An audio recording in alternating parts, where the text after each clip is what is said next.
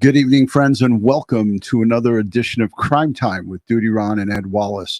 We are retired New York City police detectives and 9/11 World Trade Center first responders. And if you like all things true crime related from that police detective's perspective, you're in the right place. Hit that subscribe button, hit the notification bell, so you'll get all things DutyRon and this guy over here, Ed Wallace, when we go live or upload another video. Hey, tonight it's a serious matter. Missing Audrii Cunningham, missing in Texas the day after Valentine's Day, February 15th on Thursday, 7 a.m. She was supposed to be dropped off at her school bus. She never got on that bus, never made it to school. It's a case, again, we're talking about an 11-year-old young child who is now unaccounted for and missing. It's a parent's worst nightmare. It's a horror show for the community. We all, our hearts break for this poor young little girl. We don't know where she is or what happened to her. Ed, I wanted to just go to you first because crime scene 101 on these type of cases in this situation, the first 24 to 48 hours is so critical. We're beyond that. We're into day 5. Just your thoughts on this case. Well, another horrific child case. I don't know what it is. It's like we're plagued with these cases, case after case after case. And it's like there doesn't seem to be an end to it. It's just heartbreaking all around. And, you know, the longer we go out, the worse it gets.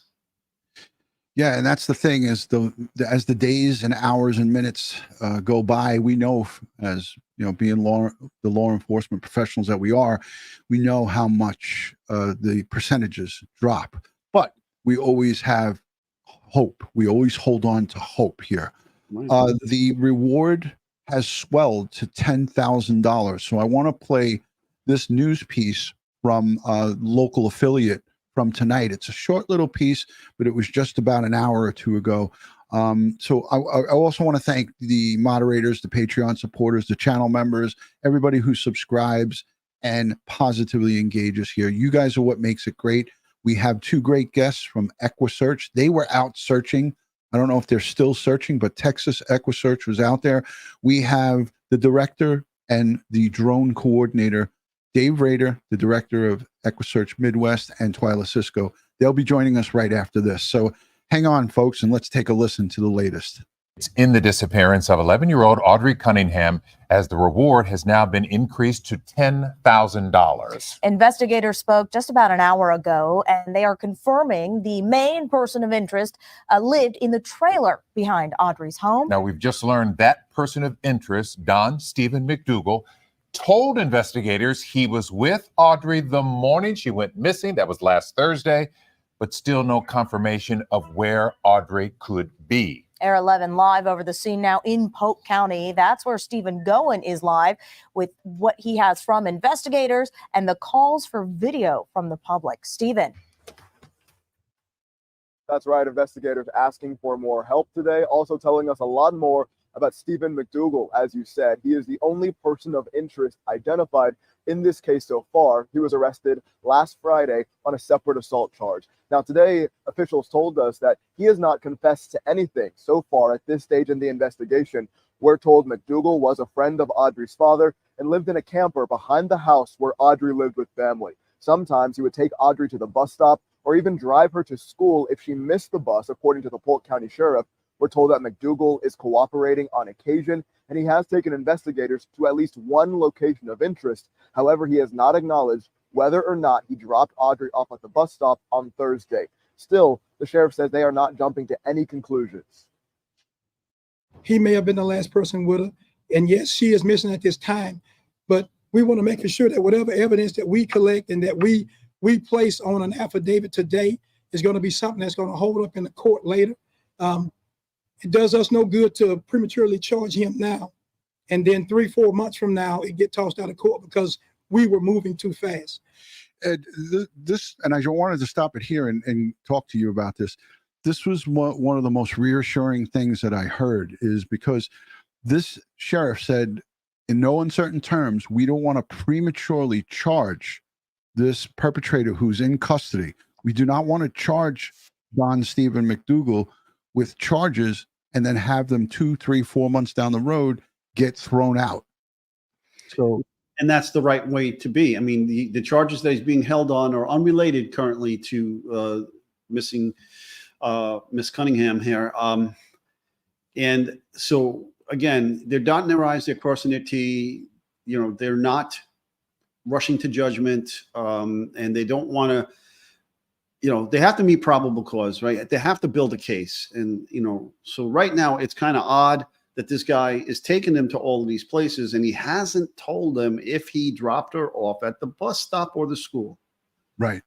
And the charges that they're holding him on are assault with a deadly weapon. If convicted, he faces 20 years in prison. So he's on ice right now. So ladies and gentlemen in the chat and everybody that's jumping up and down, why isn't he being charged? Why aren't they hitting him with, you know, why is he not being held responsible for her? They need to do a lot of things before they can charge him. And he is not going anywhere. That's the great part. It's not like they have to search. They have him in custody. They're waiting, dotting their I's, crossing their T's, getting their ducks in order. And he already made an admission against his own best interest that he picked her up, had her in the car. Yeah, absolutely. Yeah, so he's the last known person to see her. He admitted that he put her in his car, and it's not all panning out. Again, there's a lot of information that these investigators are holding back. There is the FBI, the Texas Rangers, the local police department, and the Polk County Sheriff's and Texas Department of Public Safety. There's so many agencies that's on this case. So I'll let the rest of this play and we'll get to our guests. So I ask you, please understand as we work carefully through this, because Audrii deserves this. She deserves us taking our time. So investigators are still trying to put together a timeline of where McDougal was on the day Audrii went missing. Texas DPS says videos submitted by the public have already been very helpful. So today we're told about a new area of interest. That's FM 3126. Officials are asking the public for video of the highway here on the morning of Thursday, February 15th from 6:30 to 8 a.m. because McDougal may have been there. Now today, when the Polk County Sheriff was asked if Audrii is still alive, he says he is hoping and praying that she is. We will have more on this investigation at 5 and 6. For now, in Livingston, Stephen Goen, KHOU 11 News. Stephen, thank you. So I'd like to get that coverage from the local authorities, and I have a ticker running down below right below the live here. So this is for any information or anybody that has information. It's the tip line. It's a way to contact the Polk County Sheriff's Office.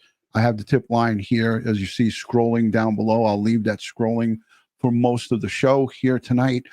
Again, I want to talk about the beginning here, the beginning of when this happened on February 15th on Thursday, Ed. The reports are that police didn't get notified till later in the day, and she was supposed to get this bus at 7 in the morning. Again, there's that buffer of time. It's always not a good thing when a perpetrator or perpetrators, this could be one or more people, we don't know.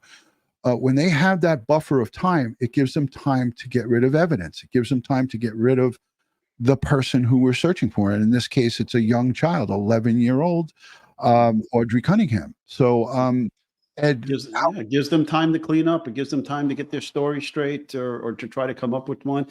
In this case, we're still missing vehicles, right? We have we don't know where this vehicle is.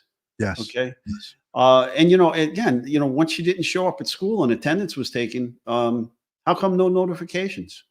Yeah.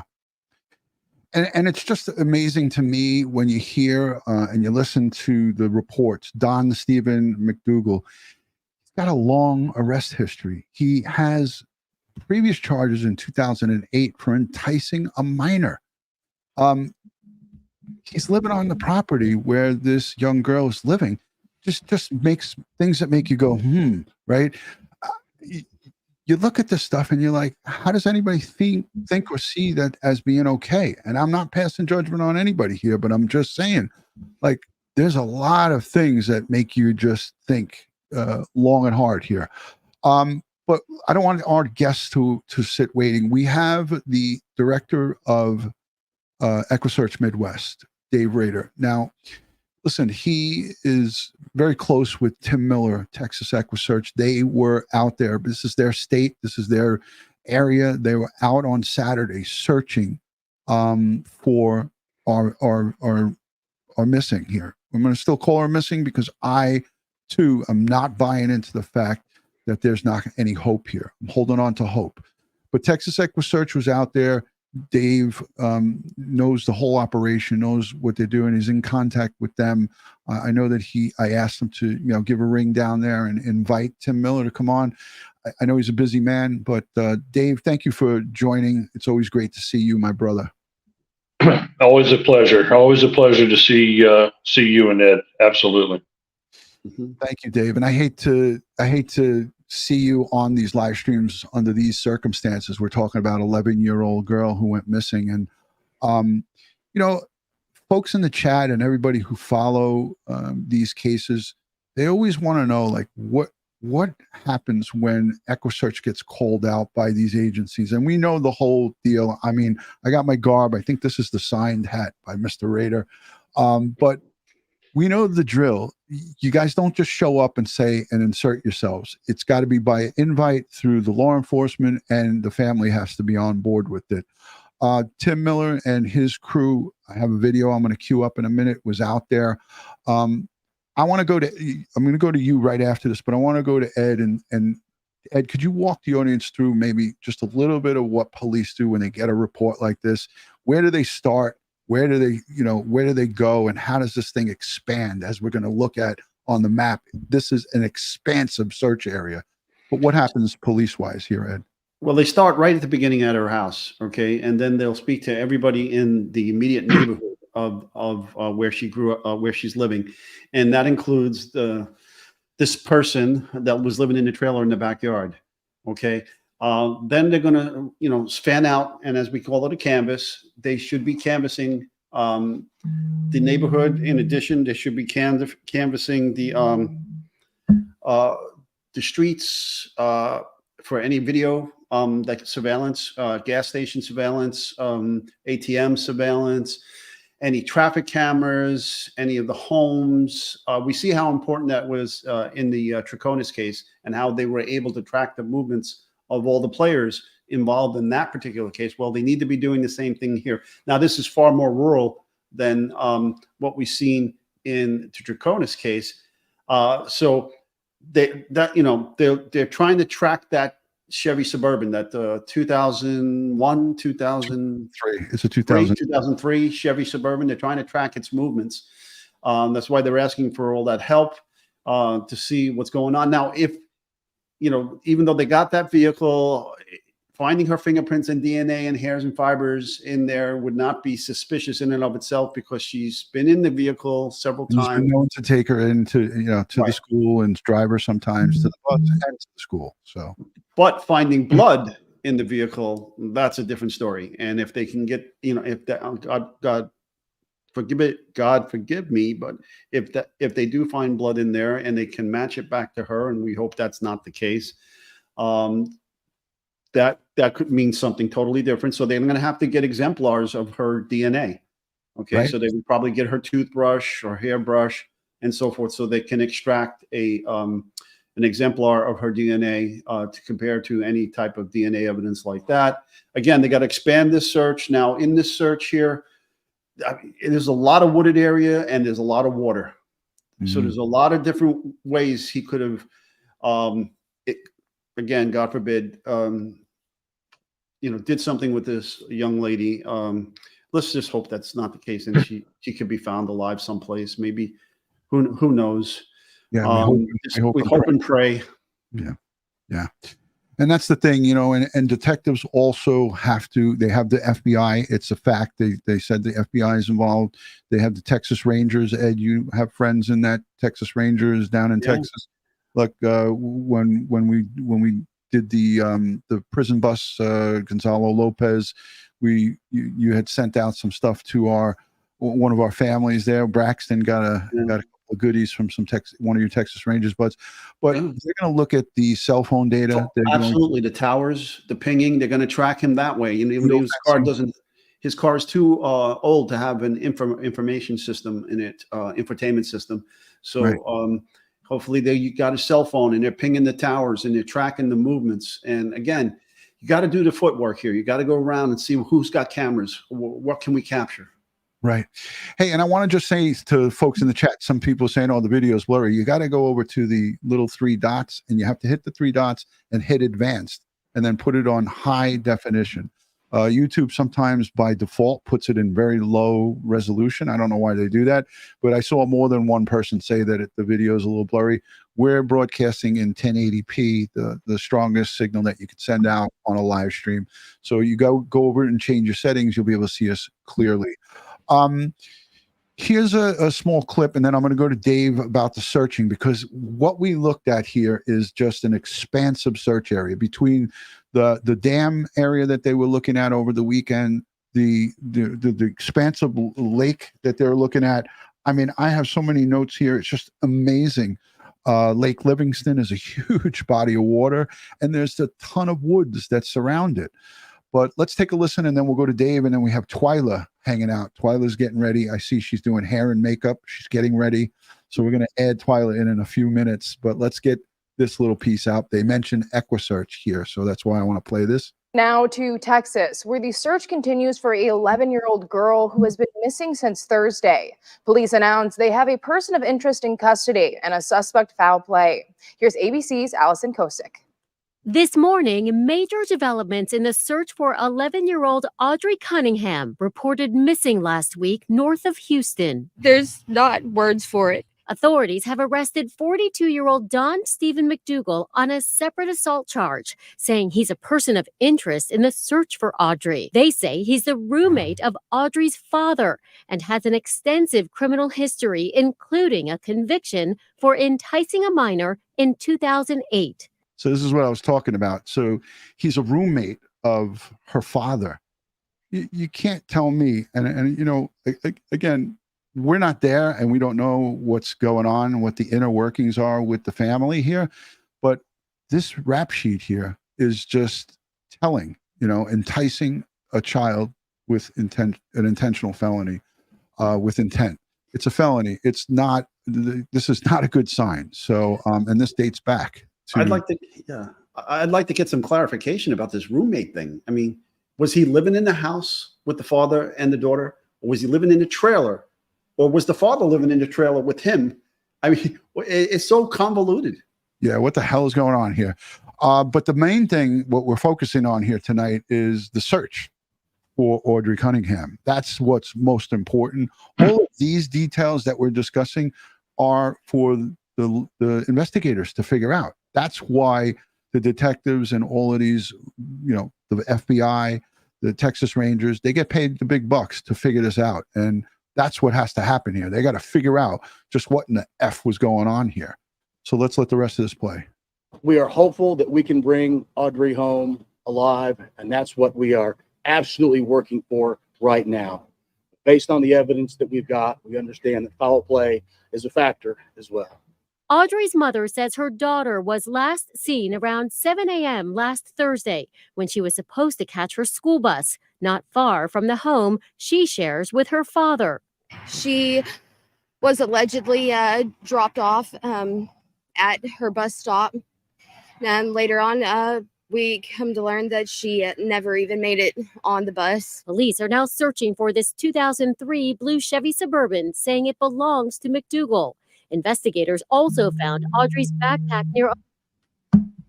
So Ed, I wanted to just ask you about this here. This is why I played this video. You know, it looked like a couple of red Solo cup, a red Solo cup over here and some stuff. And this looks like a little sandy area along the lake. They're taking pictures of, it looks like a book here. And there's an investigator holding a brown paper bag. Yeah, I don't know about that, but you know, usually it looks like she's taking a cell phone photo. You know, that, I mean, do they not have, is this not a crime scene team? I mean, do they not have a regular 35 millimeter digital SLR to do a crime scene photography. I didn't want to be the one to say it, and I'm glad you did. But yeah, that's a cell phone. But maybe this is preliminarily, what they have here, and it looks like there's a pink object back here. Don't know what it is.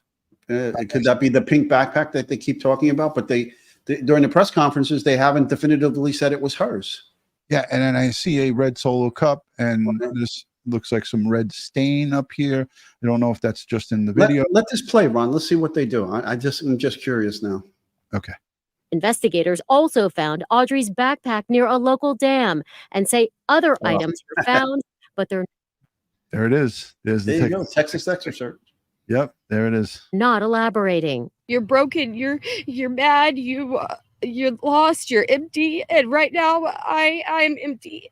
Despite his prior conviction for enticing a minor, our Houston station KTRK says Don Steven McDougal was not required to register as a sex offender. A $7,000 reward is offered for information on. And now that reward is $10,000. That's a whole nother question. Why wasn't he registered? What in the F is going on in the state of Texas? Ed, I want to go to Dave because he's been patient, and Twyla too. Twyla's doing hair flips waiting for us. So, Dave, when EquuSearch gets called out, as we were talking, again, for the folks looking in, Dave's golden locks are now gone, so you might not recognize him. But this is Dave Rader, the EquuSearch Midwest, the director. He's here in the flesh, but no longer does he have those golden locks.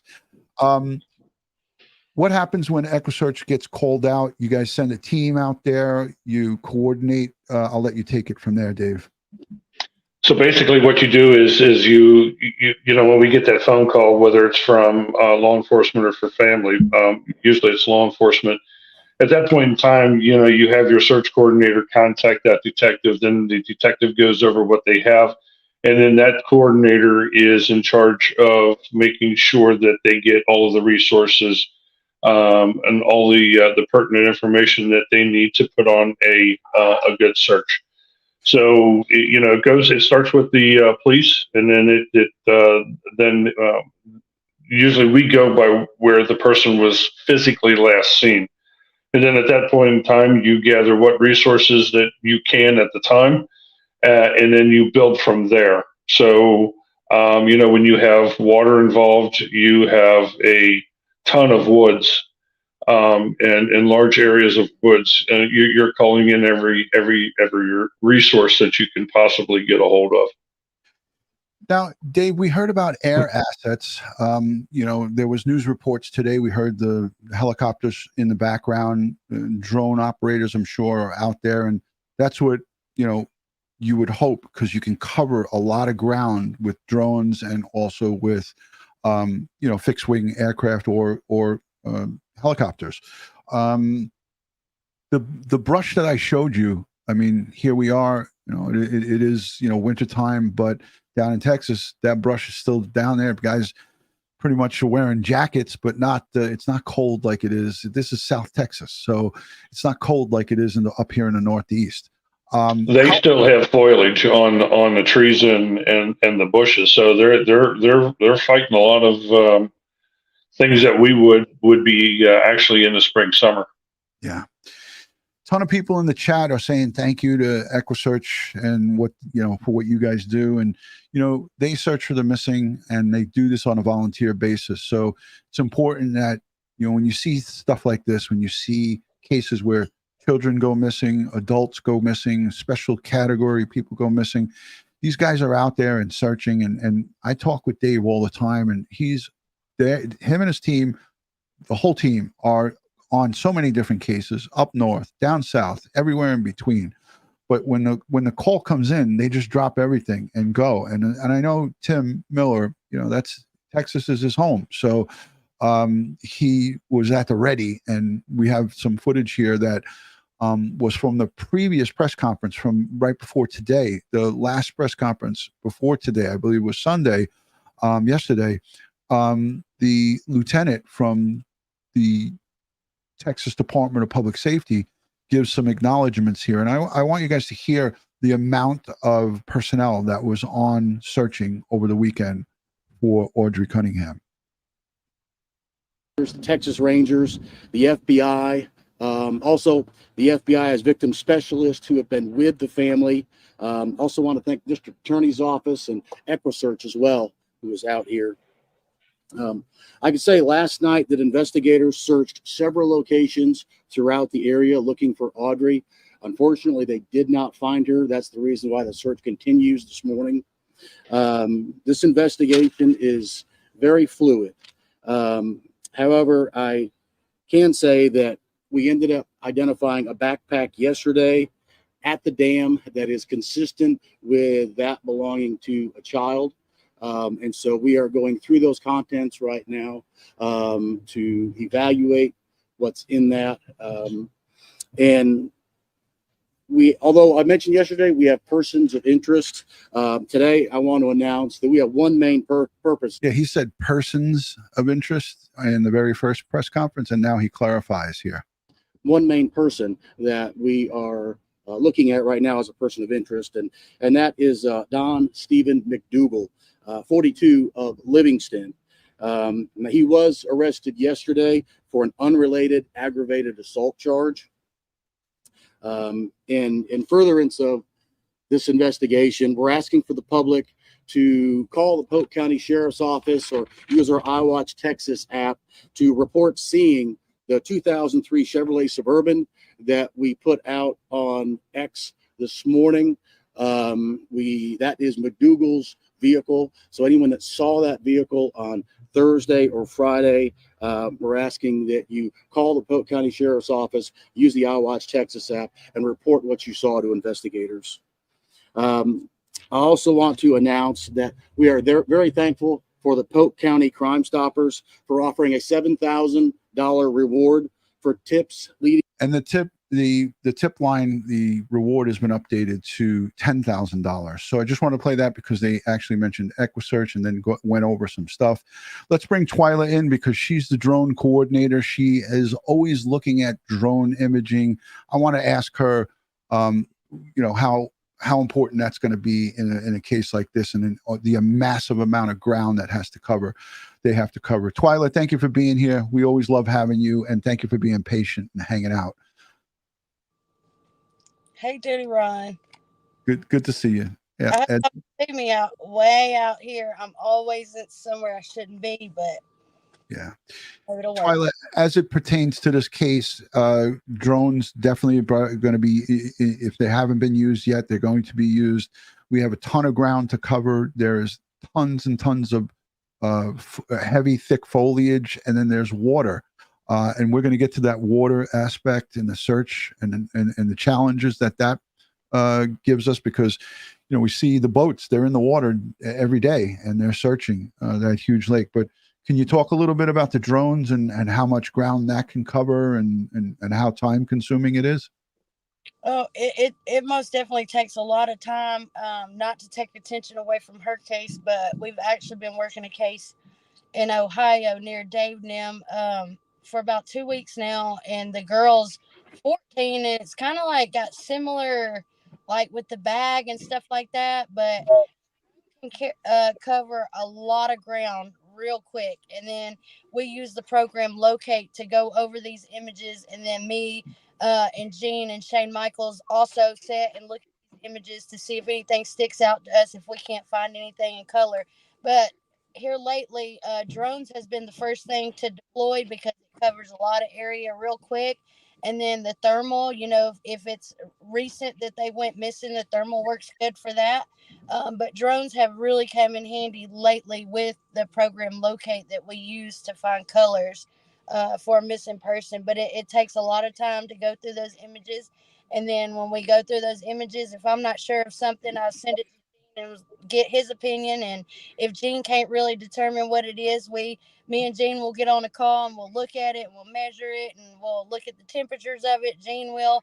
And then what we do is we'll get coordinates and we'll send it out to Dave, or in this case that we've been working, I've been sending it out to another pilot that works with a different agency, and they'll go out and actually check these targets. And as a matter of fact, last week, I believe it was one of the cases that we were working similar to this one, me and Jean came up with the target, and these officers and stuff was out there. It was pretty late. I can't remember what time it was, but it was most definitely dark. It was by water, but it takes a lot of time to go over these images, because if you can imagine putting this drone up in the air and it just starts flying back and forth, imagine how many images is being taken. And our drone pilots always tell them it's better to have too many pictures than not enough. And I'll sit there and go over the same image over and over and over again until I'm comfortable and know that there's nothing there 100%. But these drones really do come in handy in a situation like this, especially with the kid, missing. Timing is everything. Timing is very important to get on it as soon as it happens. And I believe that I was reading and I heard that y'all said something about she didn't get reported missing until she didn't come home from school. That's a lot of time in between there. I hope that nothing bad's happened to this child, but that's a lot of time, something that shouldn't be done. It's bad. Agreed. The more time that goes by, and the more time that, like we said before you came on, when this perpetrator had all of that time to maybe try to get rid of evidence or try to, do whatever he had to do, that always works against you. But as we have it, there were the bloodhounds, I believe, out. Ed, you saw a little bit of video where they had the dogs out and they were sniffing the backpack or sniffing the bag or something of that nature. I think I'm going to cue that up here. I think this is it. This may not be it, but let's take a listen to this. This is local coverage. The person of interest in this case, and they're searching for a vehicle that could be tied to her disappearance. Fox 26's Sherman DeSell is live tonight in Polk County with the latest there. Sherman? Case of 11-year-old Audrii Cunningham. Authorities tell Fox 26 42-year-old Don Steven McDougal of Livingston was arrested late Friday night on an unrelated charge back in August. Aggravated assault with a deadly weapon, but listed as a person of interest in Audrii's Amber Alert. DPS says at times McDougal is cooperative with investigators. The man is the owner of this 2003 Chevy Suburban, a vehicle investigators are searching for in the case. So anyone that saw that vehicle on Thursday or Friday. All right, I'm going to stop this. This is old. I wanted to just play it because I thought that there was some drone footage there, but it's not.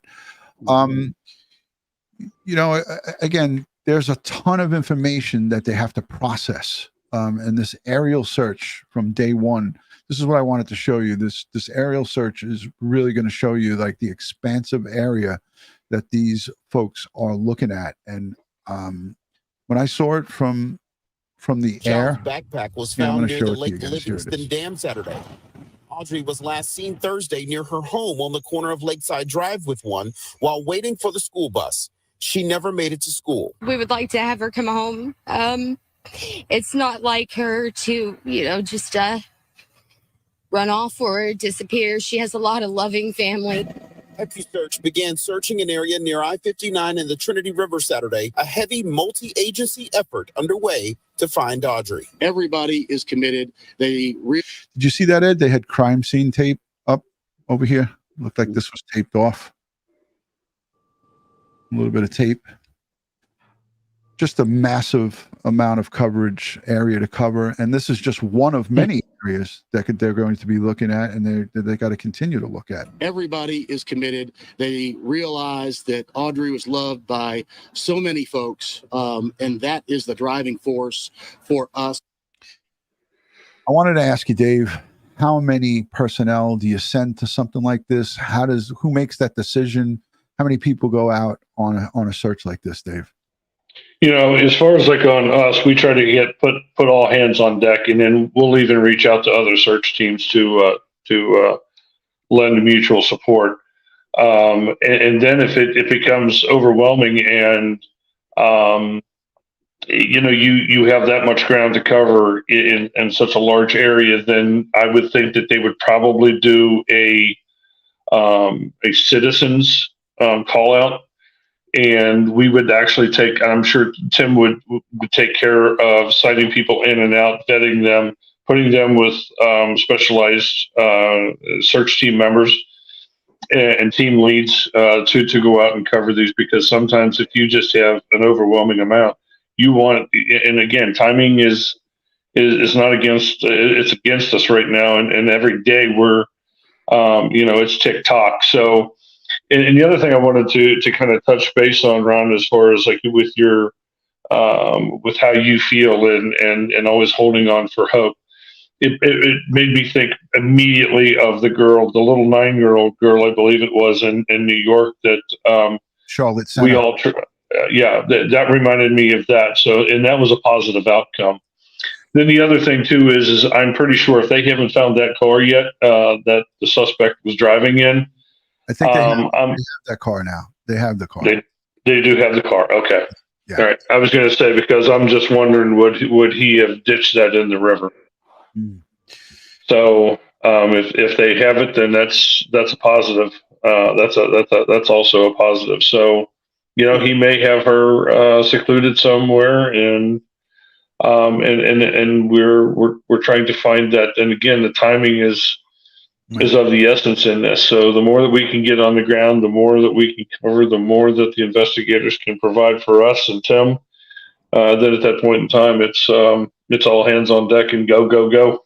Yeah. And there's no doubt in my mind with Texas being out there and Miller, he's not going to stop. And those members with Texas out there, they're not going to stop. And if she's out there, they're gonna find her before it's before it's too late.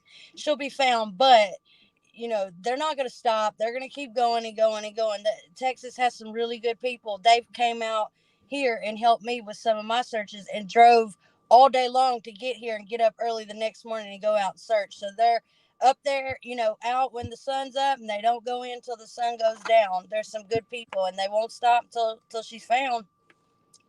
Yep, exactly. And you know what? A lot of people in the chat are saying, that this perpetrator that's in custody, he's a perpetrator because he's being held on separate assault charges unrelated to this. Don Steven McDougal, he hasn't admitted or confessed to anything. And that's what we heard today at 3 o'clock. Around 3 o'clock. We're going to take a listen to that press conference. But before we do, Ed, I wanted to show the dog from over the weekend.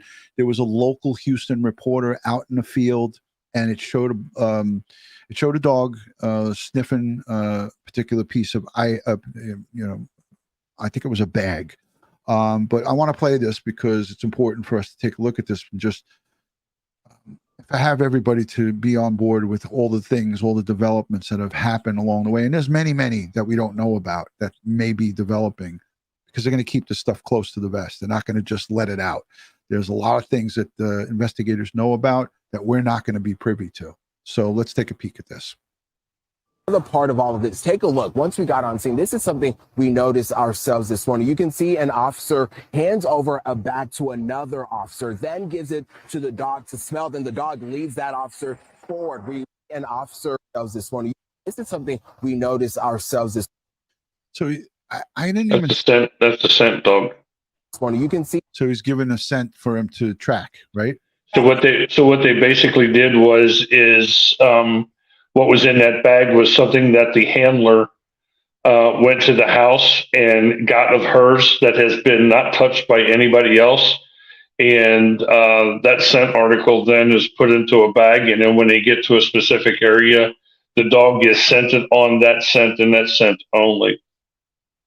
Right. You wouldn't want the dog to sniff the bag that was recovered by the water. You try to avoid that. Yeah, he's got it right here in his hand, Ed. Yeah. So yeah, something that is known to be hers. They got it from the house and then brought it to the dog. And a lot of times too, they have special scent vacuum devices where they vacuum over onto a cartridge the scent off of this.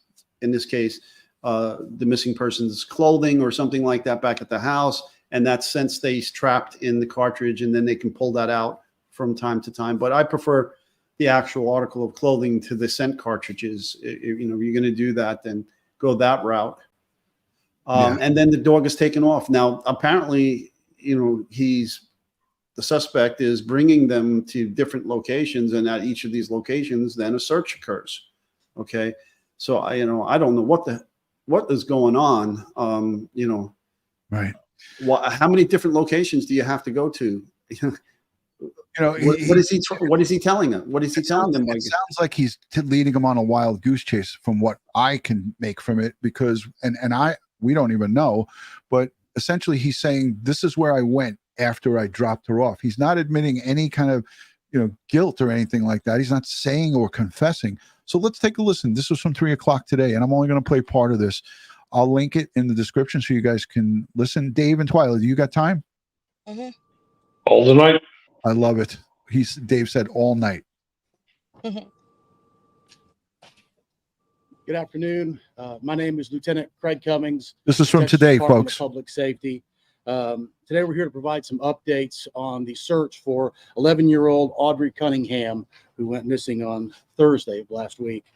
I'm also joined by Polk County Sheriff Byron Lyons and Polk County District Attorney Shelley Sitton. I want to say that investigators are following active leads based on tips and evidence that we have gathered. The videos submitted to investigators by the community have been very helpful. We're looking for and asking the public's help for additional video on FM 3126 that shows the highway. This video would have been on Thursday, February 15th, between 6:30 a.m. and 8 a.m. So again, that's video from FM 3126 on Thursday, February 15th, between 6:30 a.m. and 8 a.m. that shows the highway. I also want to announce the Polk County Crime Stoppers reward has been increased to $10,000 for information leading to the arrest and prosecution of the person responsible for Audrii's disappearance. We are asking the public, based on the evidence that we have been getting right now, to stay away from Scenic Loop FM 3277 unless you have a need to be there. That is a potential point of interest in this investigation. We've had a lot of people driving down there. Please stay away. Let the investigators do what they are doing and our volunteers that they are doing so that we can bring Audrii home. We also want to say that we're thankful for the Polk County District Attorney's Office for their continued legal advice as they provide that to investigators in this continued search for Audrii. Investigators have given McDougal, who was arrested Friday on an unrelated charge, several opportunities to cooperate, and we remain hopeful that he will begin helping in this case. Now, we also want to address some rumors that have been circulating. McDougal is not required to register as a sex offender. Why? We would refer you to the various counties that prosecuted McDougal for inquiries regarding his criminal history. And we also want to say that McDougal resides in a camper behind the residence where Audrii lives with her father, grandparents, and other family. The family does have a relationship with McDougal. And with that, I want to turn it over to Polk County Sheriff Byron Lyons for some remarks for him before we open it up for questions. Good afternoon. Since Audrii was reported missing, we have been working with investigators and volunteers, doing everything we can to bring Audrii home. Unfortunately, I've had bronchitis and it has impacted my ability to speak. So that is why I want to say first, thank you to the Department of Public Safety and to the FBI for assisting me with the social media and my media briefings. I also want to take a moment to thank all the investigators and the volunteers and members of the community who are working to bring Audrii home. The outpouring of support from the tips and from the videos and the donations of food and water has just been inspiring.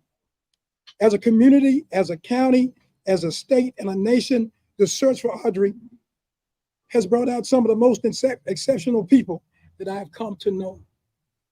I have been in contact with the family, and they want everybody to know that they thank you and they appreciate all the prayers and how you've kept Audrii and them in your hearts.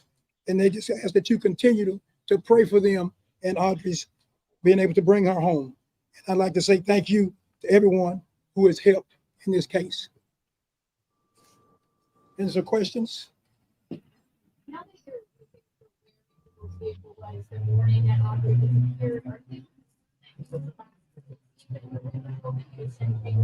I had a hard time hearing what the reporter asked there, but it gets better. was supposed to be taking her to the dropping off at the bus stop, and we do feel at this point that he was the last person who seen Audrii. The reporter asked, "Did McDougal tell you what he did with her? Where he brought her on that morning?" And he's saying that he said he dropped her at the bus stop.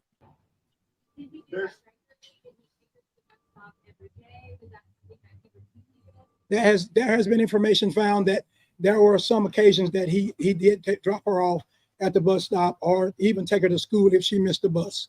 There's rumors flying about that McDougal has confessed. Would you address that? McDougal has. There's rumors flying that McDougal has confessed to killing her, and he addresses this right now. Has not confessed. He has been talking with some of the investigators, but at this point in time, he has not confessed.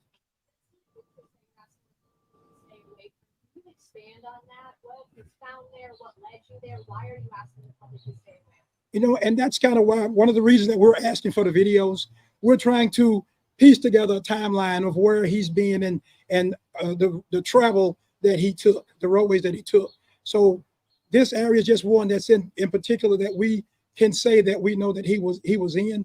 And so we're making sure that we do extensive search of those areas. But the problem is that when we have a lot, and I know that people are concerned and people want to help, but a lot of time when we bring too many people into an area, it hinders our efforts in being able to try to find and locate evidence. So he was asked there, and I want to go to the panel here. He was asked about why they were holding back on having volunteers come in, and his answer to that was they're concerned about evidence preservation. When you have chaos, in other words, non-controlled searching where people are coming out with their cell phones. We saw this with Gonzalo Lopez, Ed. Remember, in the middle of the night, people were out there with their phones going into the cornfields and looking. So he's trying to just say, hey, we appreciate the searching, we appreciate the volunteers, but we can't just have people going wildly looking for her, because if you stumble across something, you can ruin the evidence. Ed, can you talk on that? Well, absolutely. That's why EquuSearch works with law enforcement and they have liaisons from law enforcement. These things need to be organized. You need to have badging that occurs. You need to vet the people that are searching. You need to have a list of telephone numbers and a roster, if you will, of all the people that are present and the searches that are going to go on. You need to be briefed by law enforcement as to what you're looking for, where you're going to go, what you're going to do, how you're going to report, what not to do. And we work hand in glove with the volunteers such as EquuSearch and any of the other volunteers. And, just like at 9/11, we had people self-dispatch from around the world, internationally and, internally in our own nation, just show up wanting to help, and they're all well-mannered and good intentions, right? Yeah, all good intentions, but and that creates its own chaos in and of itself. Okay, so they want to control. Law enforcement wants to control how this is done, and I have no problems with that. And Dave and Twyla, you guys can talk on this. When you guys went down into the Beach Creek community for Summer Wells and searched for her, there was some 300 searchers, but it was very organized. Twyla, I know you could talk on it, and so could you, Dave. I'll let the ladies go first. Twyla. I mean, I agree with Ed. We know that people just want to help and want to get out there and do whatever they possibly could do and treat it as if, if it was their kid. But just like they were saying, it actually can hurt things better than it can help things. And when we go in as a team, there's special things that we do as a team so that everybody's tracked and we know everybody's been. Law enforcement can see where we're at all times with the special thing that we use. And you can go and believe me, if you don't believe nothing else I say, believe me that if you come across a missing individual, a child, anybody, and you see something, Lord, if they're deceased or whatever, anything other than them being alive and well, that is something you can never, ever erase from up here. I don't care If you party, I don't care if you have fun every day of your life. It's something that you can never erase from your head.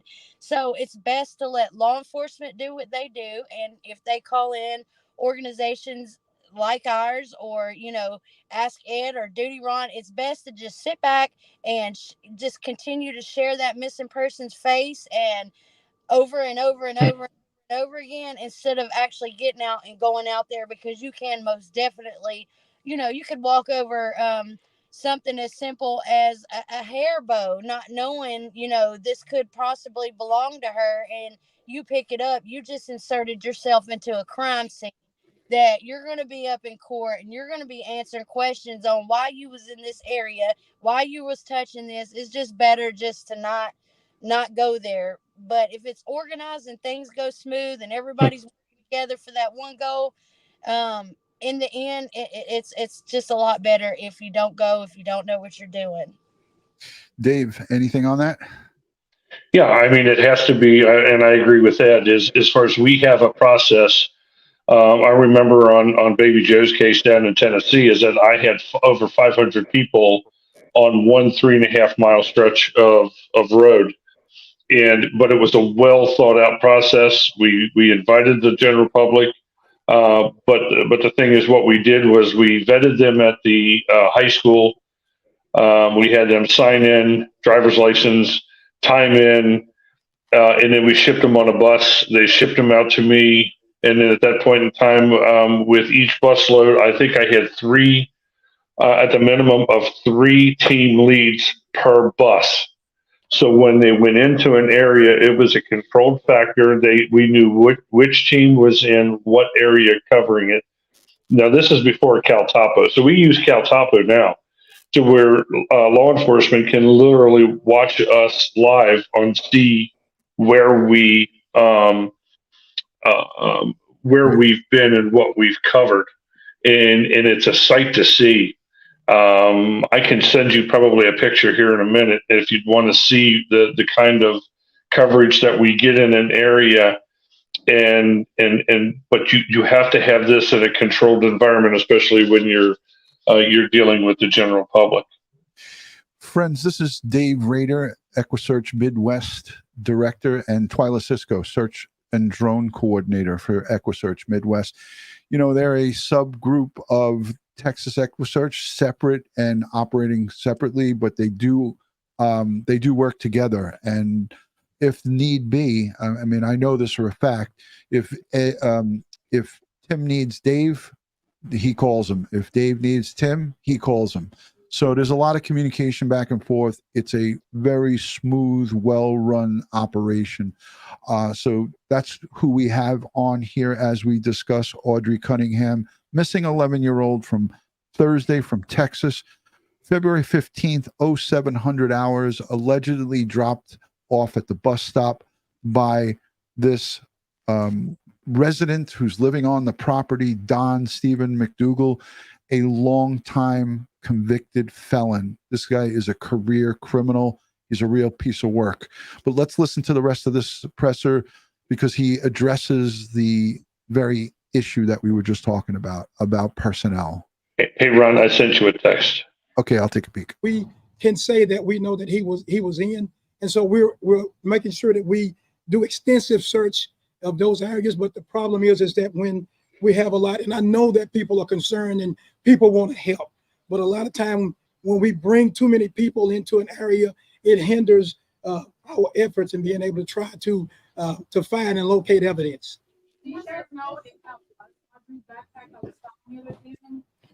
We feel strongly today that backpack that was found is a high probability that it's going to be Audrei's.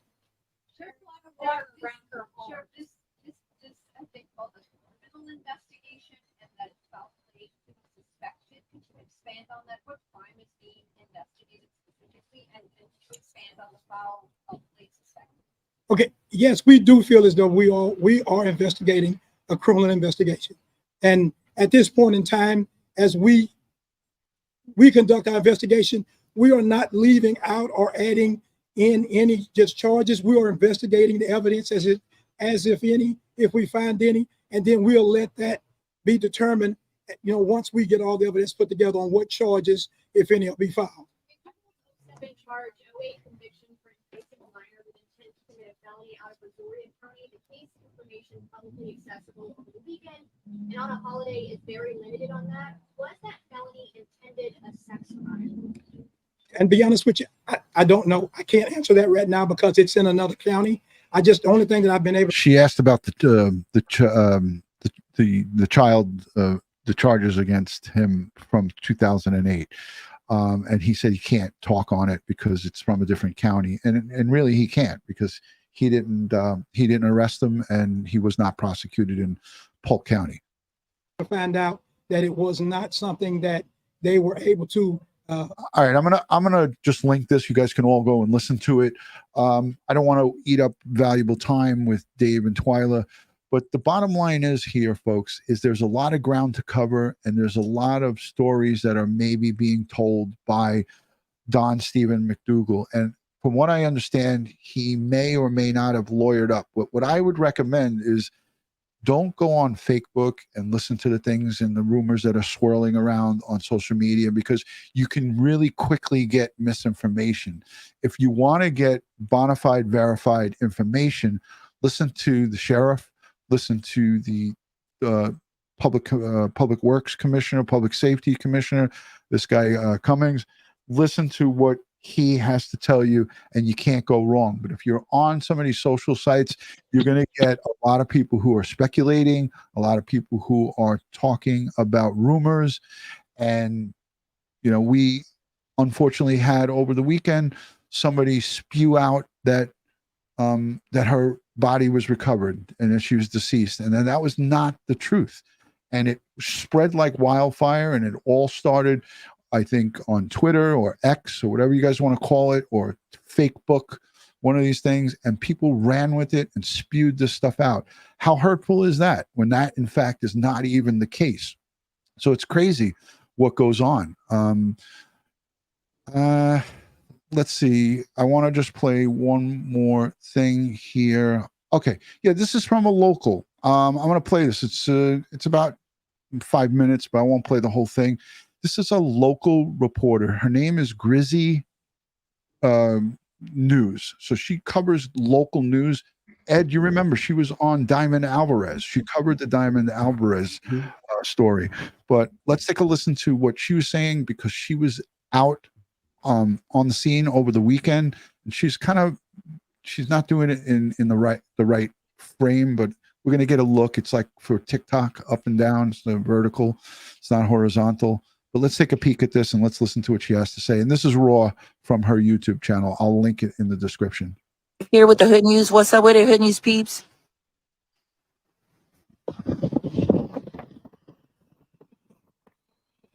Texas. We are live back again here at Browder's Marina. We got the Texas Game Warden. We got the sheriffs. We've got Polk County sheriffs. I think I just saw HPD roll up, and that's what made me get up from the car. We were keeping warm in the car for a little while. I want to say some things. We're still here at the scene. So I do want to say some things, because somebody was really mean to our volunteers. Somebody, I'll just say like this. Thank you, first and foremost. We had a Hood News peep. She bought food for everybody. She bought wraps for everyone. So there's plenty of food here. We're so thankful for that. I haven't tried one yet, but I will in a little bit. I met her at the gas station. And let me tell you guys, this is closed off.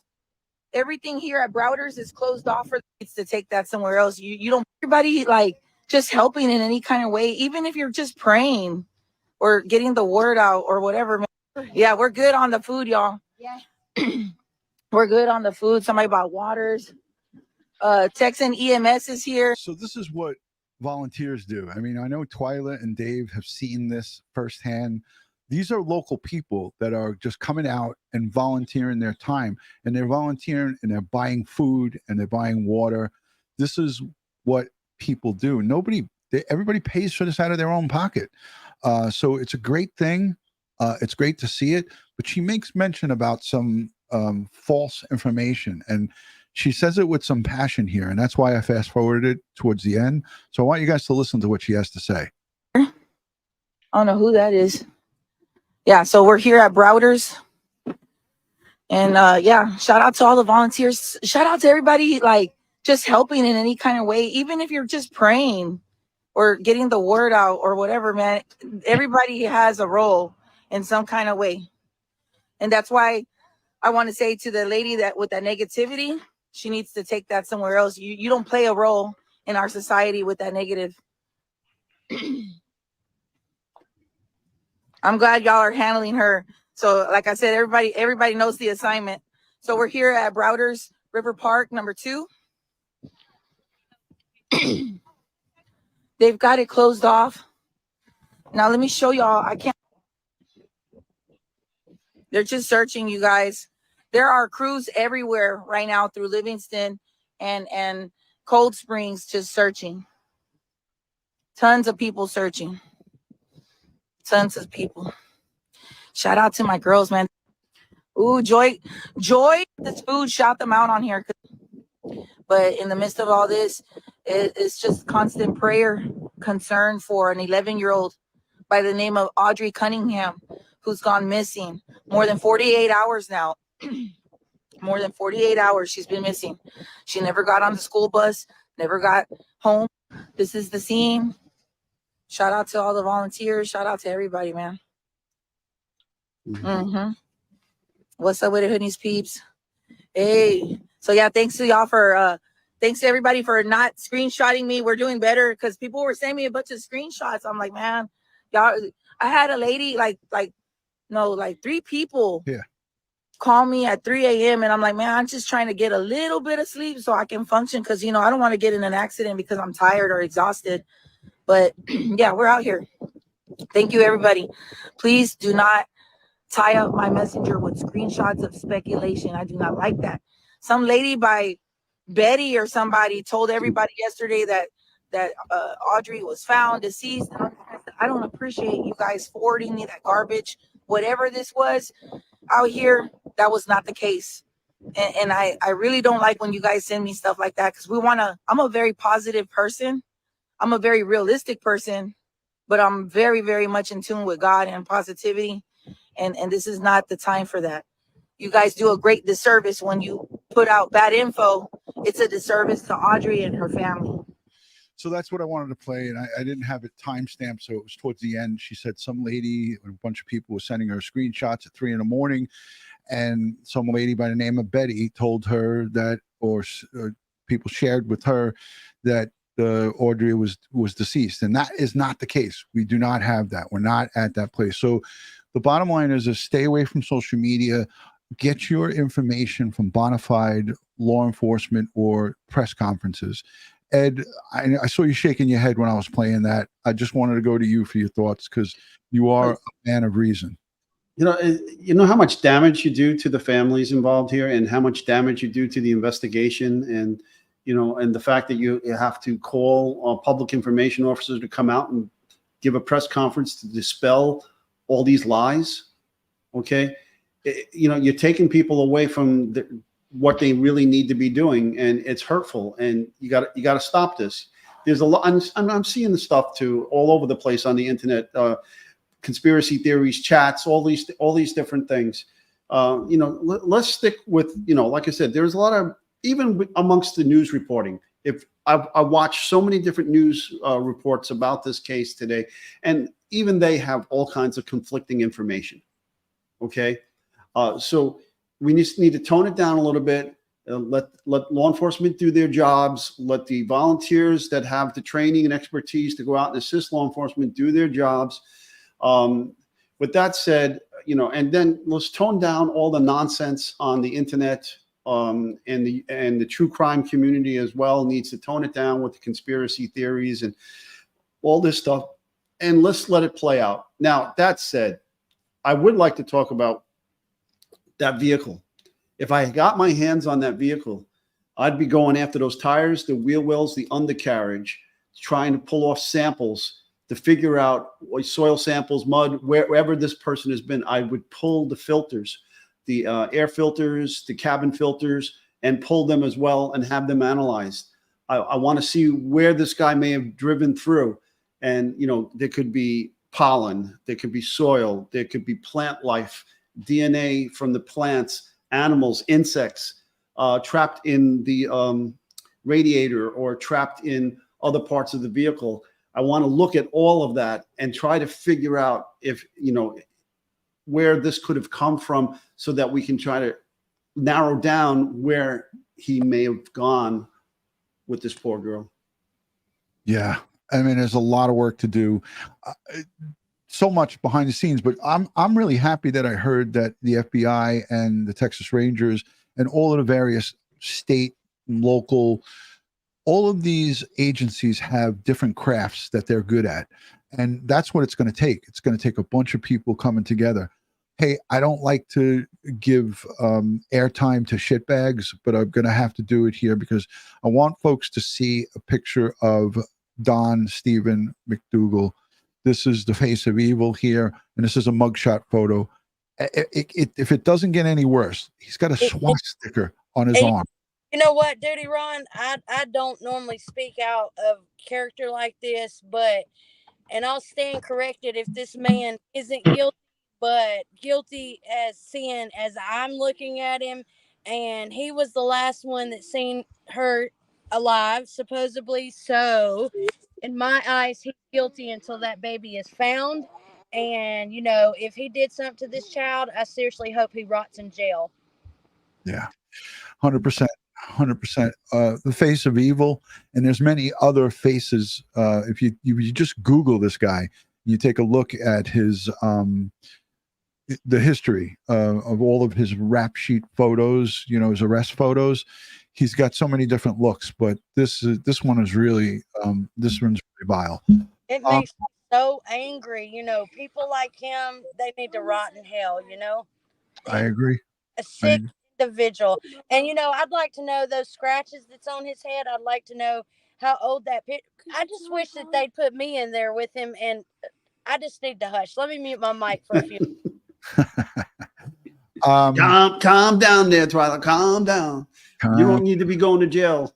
I mean, I would take a charge for a child, absolutely 100%, because I have a 10-year-old daughter, and everybody around this town, I'm everybody's mama. And just looking at that man, it just, I don't know. But I hope, I'm going to stay positive here and focus on the hope of this child still being out there and alive and well. But I don't know. I hear a youngster in the background saying, "Mama, let's get on with this. I want to get home."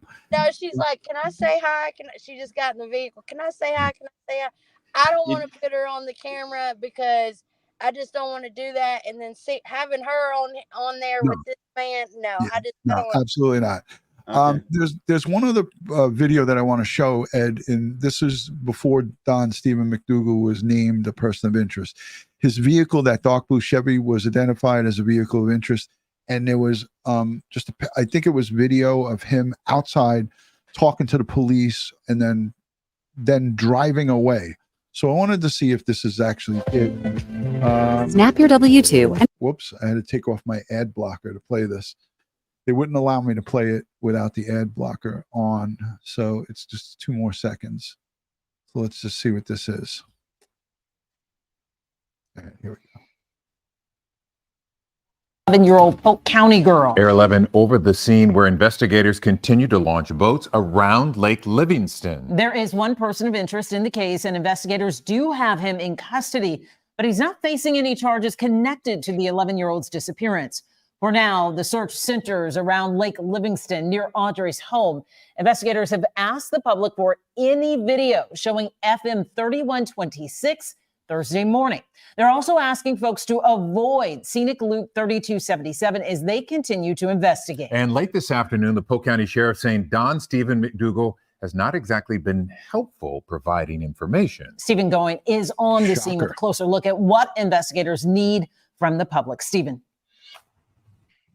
Mia, as you said, officials are looking for that video that could show where Don Steven McDougal was and what he was doing the morning that Audrey went missing, because as we are learning tonight, he was likely the last person to see her on that day last Thursday. A few hours ago, the Polk County Sheriff confirmed to us that McDougal was a friend of Audrey's father, and he lived in a camper behind the house where Audrey lived with family. Sometimes take Audrey to the bus stop or even drive her to school if. So this is a look at the street, but there was a look at what I was telling you, Ed. Just a picture of him like outside looked like a convenience store, and just nonchalantly talking it up.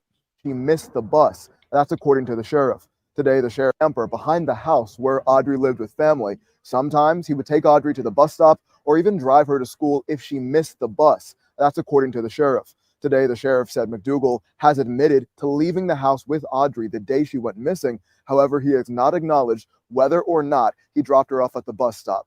Now we're told that McDougal is cooperating on occasion, and he has taken investigators to at least one location of interest. Still today, the sheriff saying he is not jumping to conclusions.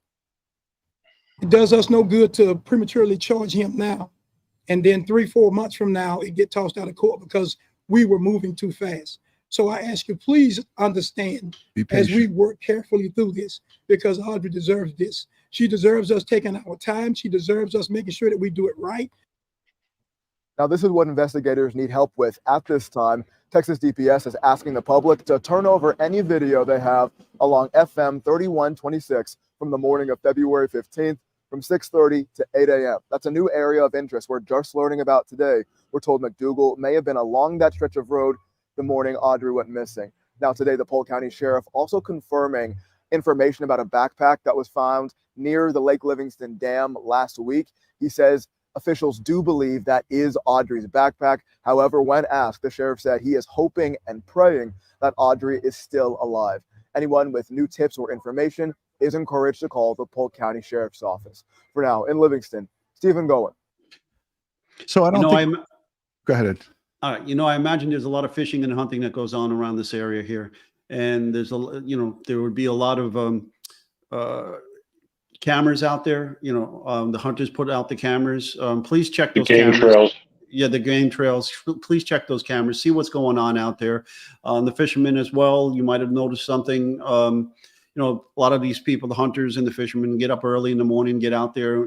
Try to. The early bird gets the worm.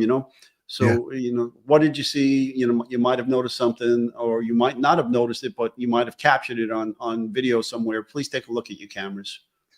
100%. Any of that stuff helps. And I wanted to show this map because we see that they talked about the scenic county scenic loop 3277. They're telling everybody to stay away. And also the search today was 59th Freeway and Trinity River in Livingston, Texas. That's search date 5.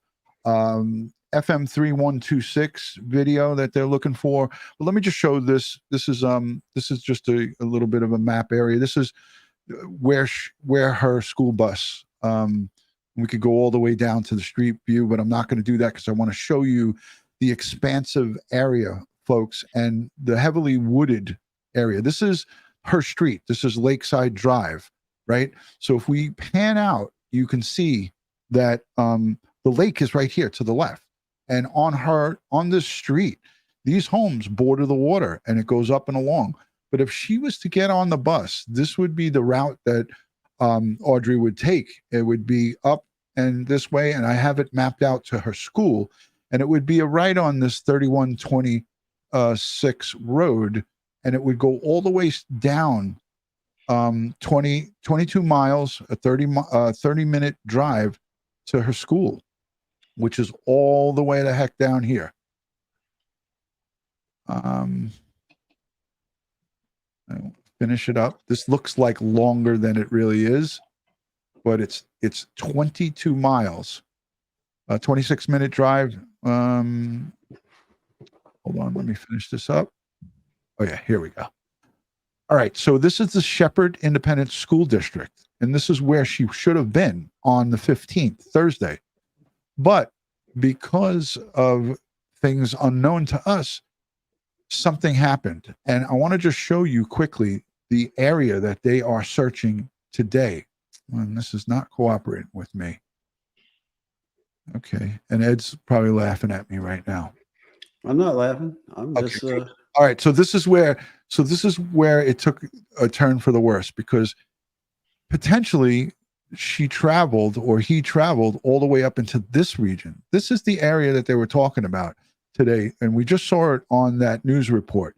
They highlighted this area right here, which, if you look at it, is a distance, is a real distance from where she should have been. And if I pan out, you can still see here, this is where she should have went, but she traveled according to the search area in this area of interest, which is right here. Is that where the backpack was? No, the backpack was, I think, down by the reservoir, and I have that as well. And I have that mapped off. So if you guys give me a second, I'll show you quickly. Right.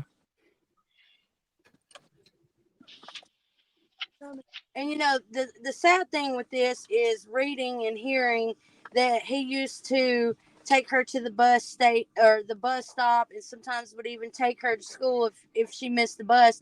The sad thing with that is the little girl had to have trusted him or something, and he probably went, I just need to hush, but I'm going to watch for what DutyRon's doing here. Well, this is Livingston Dam, and if I pan out, you can see that it's in a completely different location. The search area is here. Her home is up here. This is down south, and in this area. And I do believe that this is because we had so much time, Ed. There was so much time in between the time that the authorities were notified. I mean, like the book bag could have actually even been a plant. That's a whole day, 7 or 8 hours. You know, it's just crazy. And just to think, you know, could he have been plotting this? Was this like, oh my gosh, it's scary. It's scary to say the least. And I pray and hope to God that she's out there somewhere and okay. Yeah. Let me go to the super chats and all of the people who became members during the course of the live stream. Linda, thank you for becoming a member. Appreciate it. Pointer Lover, thank you for becoming a member. Dawn, good to see you. Thank you for being a member for a month. She says, hi, DutyRon. Glad to be here for a live. We appreciate you. Mac Randall, prayers for the situation. Thank you for being a member for 8 months. Desiree, welcome to the family. Thank you for becoming a member. Karen Solak, welcome. Thank you for becoming a member. Kristen, thank you for becoming a member. She sent in a super chat as well and says, thank you, Midwest EquuSearch. Lost are never alone. Amen to that. K Music Taylor says, great channel. Prayers that Audrey is found alive. Amen to that. Prayers all around. Schmitty sends in a $5 super chat. She says, this toying with law enforcement by sending them to multiple places, is this what they mean when they say he sometimes cooperates? They're just at his mercy now, and whatever he's telling them, they're going and following up on. Somebody said in the chat that he lawyered up. I didn't see that officially. I didn't hear in a press conference. Ed, if he lawyered up, wouldn't you think that the sheriff, he say it? Look, we can't talk to him anymore. Lawyered up, right? Well, he's been assigned a lawyer. You would think after he got arrested. Absolutely. Dawn and Wyoming. Hey, Ed. Yes. Oh, I'm sorry. I apologize. You know, I was just sitting there thinking about something, and why would, you know, if you're going to sit and be that close to the dam and not throw that backpack over, why would sometimes I think that they want that evidence to be found to take them in a total opposite direction. Would you agree to that? Yeah, I've seen that before. Yeah, they're planting evidence to throw off the investigation. In fact, you know, the much larger example, but what we're looking at here. But I told the story once. There was a club shooting in New York where a witness came forward and told the police the story of how the shooting occurred inside of the club. Now, unbeknownst to me and unbeknownst to this witness, the club had hidden secret cameras inside the club. But I didn't know that at the time. I only found that later when security, you know, the guy that was in charge of security for the club ended up coming to the club after I had already done the shooting reconstruction. So the squad detectives came out and they told me the story that their witness gave them about how the shooting transpired. And I showed them my shooting reconstruction, and it was totally opposite what the witness was saying. I mean, literally 180 degrees difference between what the shooter was saying, what the trajectories were telling me, and what the witness was telling the detectives. Then the head of security came and showed us the video. Well, guess what? Their witness is the actual shooter. Jesus. So he told the story totally opposite of the way it happened, so it wouldn't be, fall onto him. Fall onto him, exactly. But in this case, we could potentially go on that theory of that he could have got rid of the backpack and other items to throw off completely from two different locations, and these locations are from here, and this is the area now that they're searching. Which, Dave, I wanted to you to talk on this area that we're seeing in the middle of our screen here. This scenic, they're calling it scenic loop 3277. It runs all the way around this whole big area. And what do we have here? So you have a lot of real estate, but here's the point that I'll make is that if you zoom in, you see that you have a cross of roads.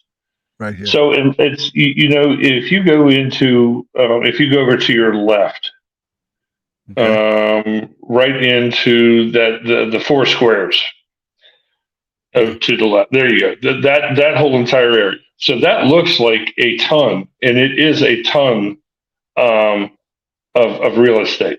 But you have to imagine that if you go down, there's only few roads or pull-offs that you can get to. And at that point in time, he's not going to cover the whole thing. He wants to he wants to get in and get out as fast as he can. So you have to hit every one of those. So what I would do is I would take a team and dissect this, and I would just absolutely take each quarter of that with ATVs.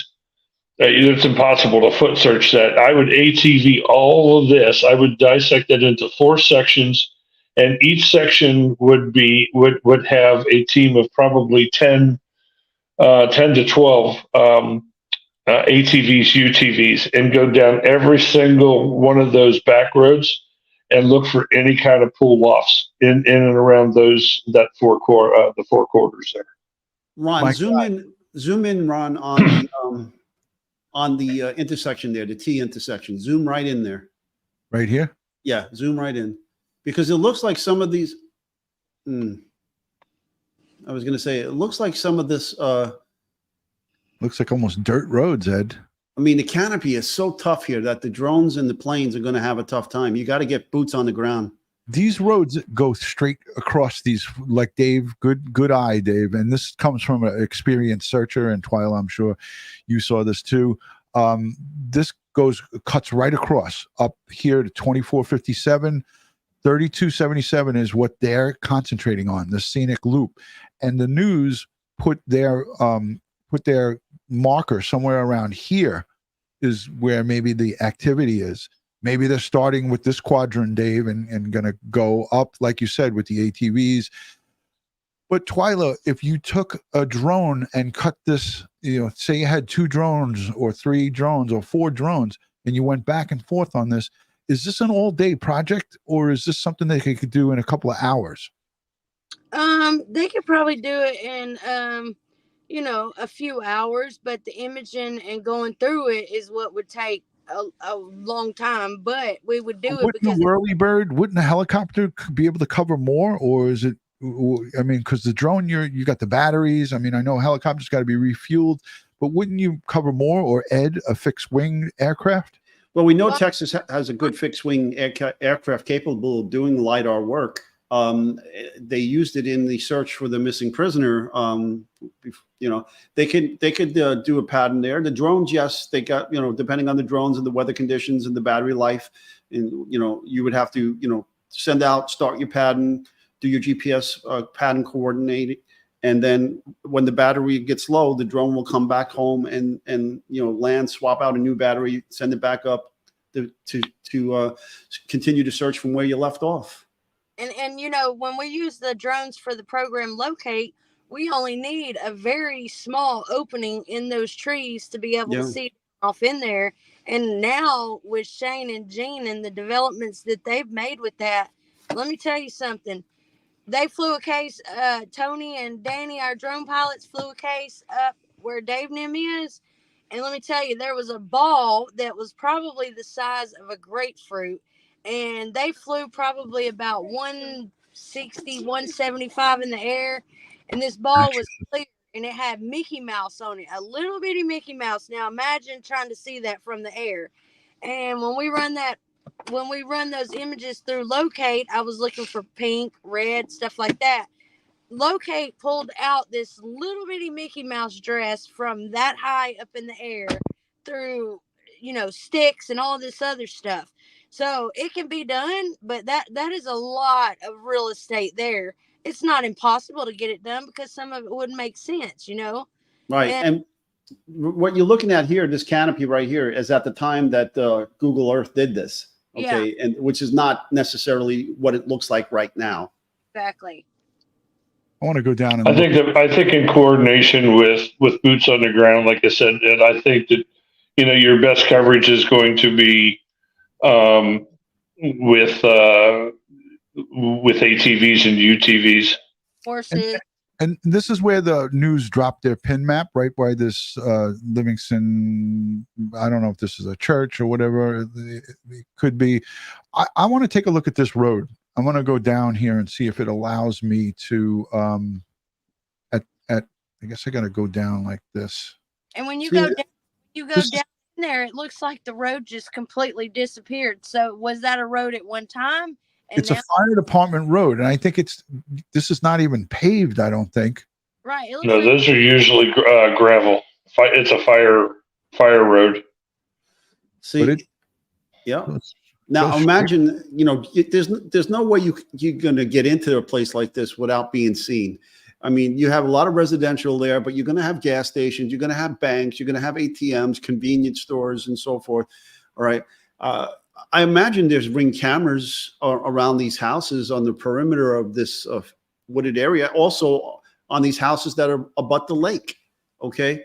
So, again, you got to ask the community, check your Ring cameras, check everything. If you're driving around and you're using a dash cam, check that. This is the entrance to that fire road. And you were right, Dave. It's gravel. Mm-hmm. I never doubted you, but I'm just saying there. Oh no, it's nasty. It's nasty down there. And snakes and all kinds of stuff. I had somebody reach out to me, sent me a text message last night. She actually watches you, and she had no idea that I had been on your show, but I fed a bunch of our community one year for Thanksgiving, and my daughter had actually delivered her plate of food. And then later on, she was like, I can't believe you've been on DutyRon, but she watched for a long time. But anyway, she reached out to me in text last night and was like, I seen that Texas is out there, and I pray for y'all, and I hope y'all find her. And I heard snakes out there, but those people out there on the Texas team, there's some really good, thorough, really good people, because they've came out and helped us search, like I said, and they're really good people. They work hard. Listen to this, Twilight. Yeah, man, they're all great people. And that's why I have a deep love and appreciation for what you guys all do and what everybody who volunteers and searches. But Ed, here's the route that I highlighted before. This is her home area here. Mm-hmm. But so the bus would have came up and made a right, gone down 3126. But look at what's right along 3126, Lake Livingston Dam. Right. So it's not far out of the way. This is a familiar travel. He would drive her this some mornings, as they said. He would not just only take her to the bus, but he would drive this. So here, this is not far off the beaten path for him to come off this road, come over here, and boom. You know what? Oh, this water runs really hard here, and then it drains out into the Trinity River. not to cut you off or nothing, but like y'all were talking about a while ago, that with all the time that passed by before she was really reported missing, that could have been a distraction over there where that bag was, to make it look like she wandered off over there on her own, since it wasn't that far away. You never can tell, you know what I mean? Yeah. He may have went north and then came back after he was finished doing what he was doing, Yeah. came back south. And again, why would you just put it on the edge? Why wouldn't you just go to and throw it in the water and call it a day?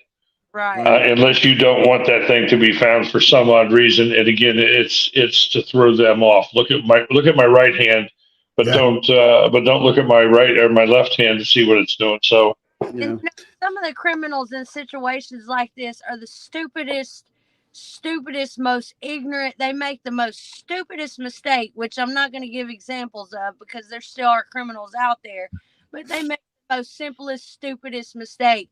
And just looking at this man, I'll go ahead and say it. He looks like he would make a really stupid mistake. And the first mistake he made was doing something to this little girl, because she just didn't disappear on her own if he was the last one that seen her with his history. Right.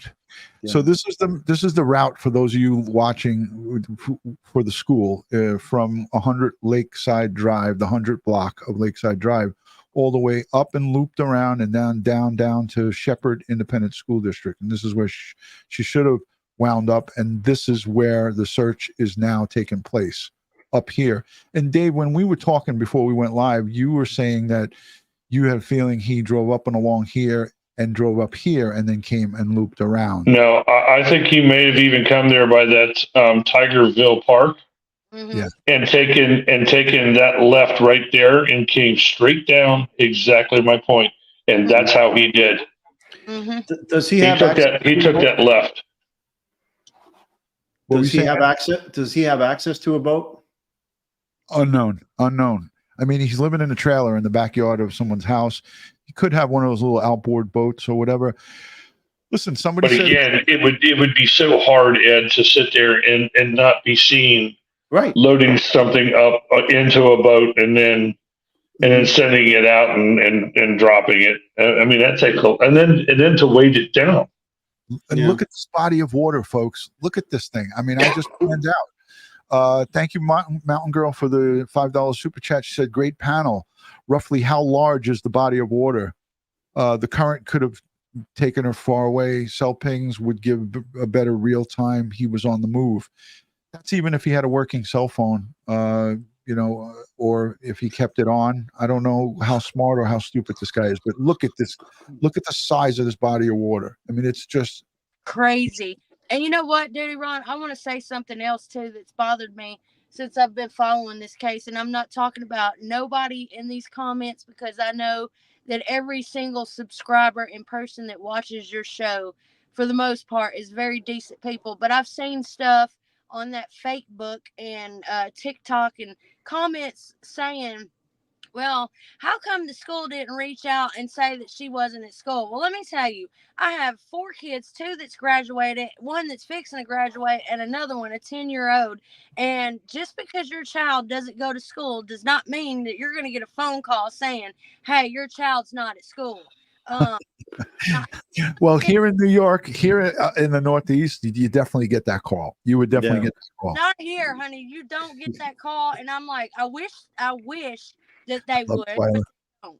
I love Twyla. Not here, honey. Yeah, we have a truant squad. Yeah, there's a truant officer. Let me finish with these super chats. K Music Taylor, great panel, great channel. Thank you. Prayers for Audrey that she's found. Mama Gigi, thank you for becoming a member. Schmitty, we covered that one. Becky, thank you for being a member for 19 months. Schmitty, thank you for the support. Dawn in Wyoming, she's a member for 6 months. Just wanted to say hi, and y'all are amazing. Mods are also great. I agree 100%. Paige says, at Ed, the HV vehicle can they at the headquarters vehicle, can they test the soil in the areas searched for evidence or proof instead of possible false leads from this perp? Well, it depends. If they have evidence that that truck was there, I'd be pulling soil samples and plant life and anything that could get trapped underneath the truck. If the truck drove through there, I'd be pulling samples and then comparing to what is actually underneath the truck currently. Yeah, and you talked about the air filters, the cabin air filters. And Yeah, but even the suspension parts, if you're driving through high brush, okay, if you're driving through tall weeds and grass and so forth, you're going to get that stuff caught up into the bottom of the truck. You want to grab that stuff and analyze it. Absolutely. And here's the question. Here's the thing. Thank you for the super chat, MMM Rhino Girl. Good morning, everyone. And she's from outside the country. She's not even from the United States. She says, finally, I'm catching her live. My question, not to judge, but does the school not inform parents? As you just heard Twyla say, she gave where is it? Oh, hell no. No, they don't out here in Tennessee. Now, speaking from up there where y'all are at, I can tell you right now, and there is truancy officers here. And then if a kid misses like so many days, they get a thing called a school contract where it'll try to keep you from going into court or whatever. But just because your child misses a day of school does not mean, here anyways, that they're going to call you. Because last week, my daughter that's a junior in high school, she only went one day last week, and I never once got a phone call asking, hey, is she okay? Is she going to be coming back? This, that, and the other. Wish they did, but they don't. Hey, Twyla, you know where I was last week? Where? Knoxville. And you didn't even come and see me. This is what I'm talking about. Y'all get all about me. Myself, I'm about to say, oh, hell no. Hold on. What? Exactly. She said, say hello to my little happy friend. birthday. Uh-huh. Oh, thank you very much. Hold on. Here's another one for you, Ed, from Twyla. You could ask yourself a question. Oh, you feel lucky. Yeah. That's So- messed Work up. through you, punk. Well, all right, then I'll make it up to you then, okay? Thank you so much. Curious Okay, Kiwi so- sends a super chat and says, happy birthday, Twyla. I seem to remember wishing you a happy birthday last year. Is it your birthday? No, it's not today. It just passed in January. So I thought so. I remember calling you for your birthday. How far away were you from where I was? Dave, how far you think Knoxville was from here? About 4.5. They just right around the freaking corner. Ed's a busy man. He wouldn't have time to ride 4.5 hours to see you. Lorraine Probably had Lawrence. cell service too. Just saying. Lorraine, thank you for being a member for 10 months. Paige Malone says, does the lady on the panel have a donation link? Their program. Love her and her attitude. I have. It's funny that you said that. I have their donation linked in our description. EquuSearch Midwest, EquuSearch Texas, EquuSearch. They're both linked in the description. All you have to do is go and click on it. You can donate to them. They're a nonprofit 501c3 nonprofit organization. You can donate if you want to donate to the gal here that has the spunky attitude.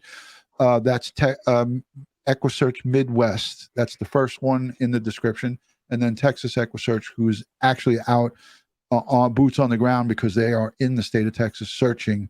There's a donation link for them too as well. Thank you.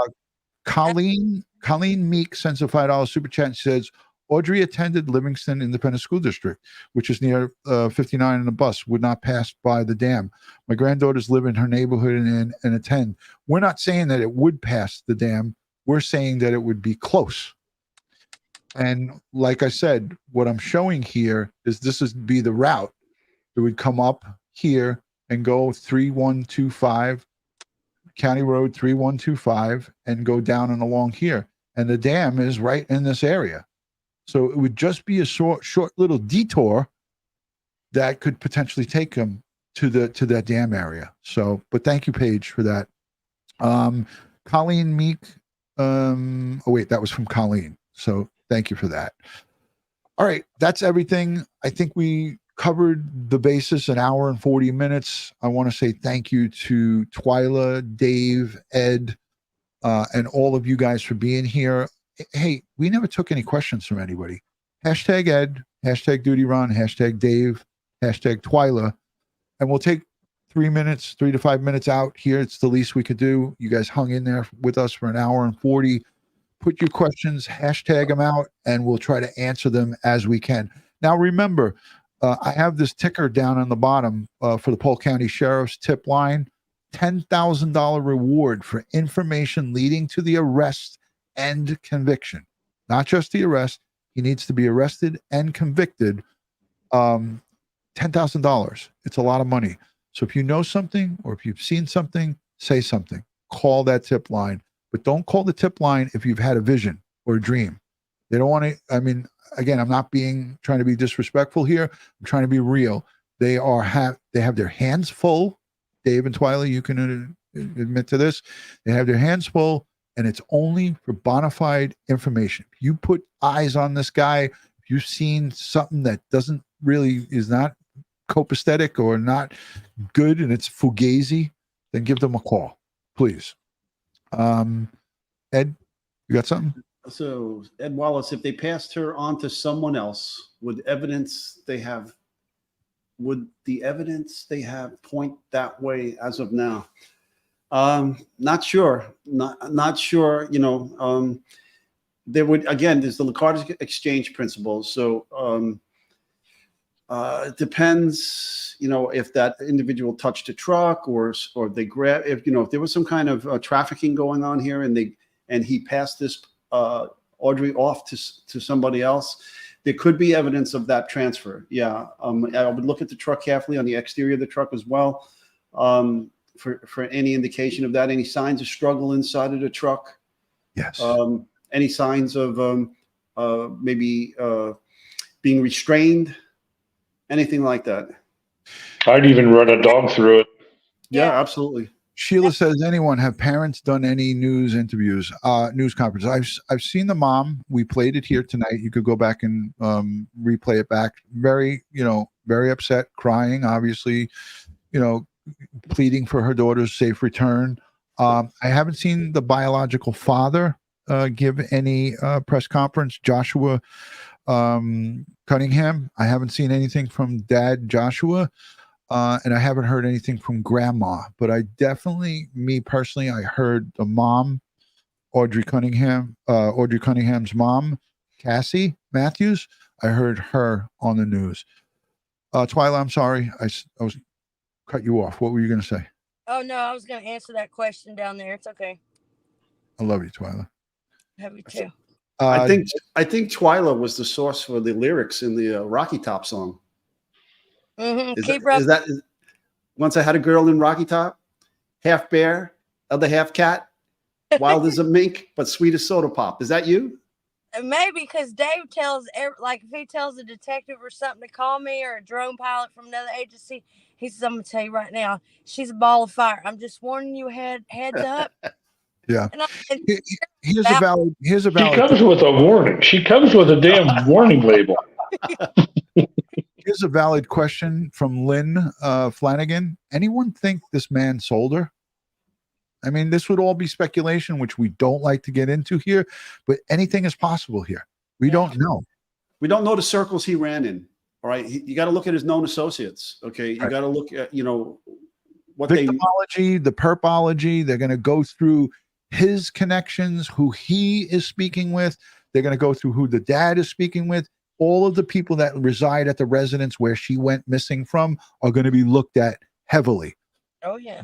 Including the biological mother, including everybody and anybody.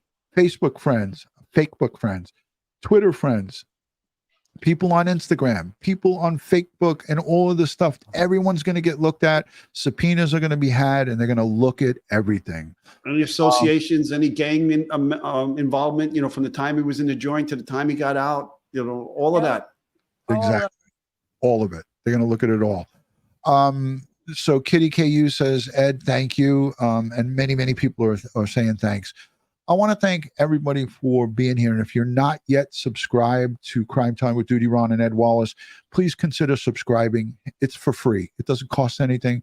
Subscribe, watch these videos. Make sure you share the video out onto your social media platform. Remember, this is about Audrii Cunningham, an 11-year-old girl who is missing. We don't know where she is at this point. and we need to get the word out there. We need to put this and share this. So make sure you share the video.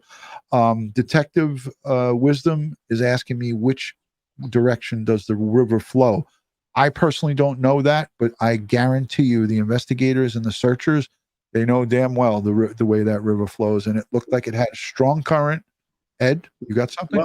Well, I mean, from the Google Earth map that you had up, okay, up is north, right? In cartography, map mapping, up is north. Okay, go back down to the river.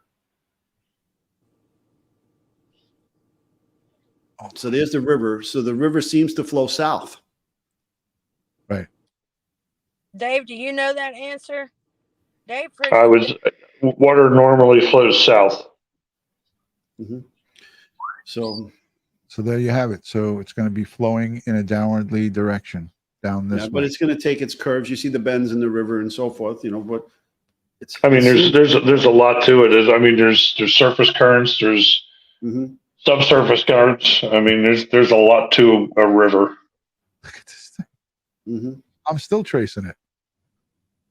Should empty out into probably the Gulf. Yeah, there it goes. Keeps going down. Yeah. What's this big body of water right there? It's the Gulf. There you go. I knew he'd knew it. You are, hold on a second. Where is Ed? Hold on. I want to hit the right button because I made I made a bunch of buttons. Ready? Say good night. No, that's not it. Here it is.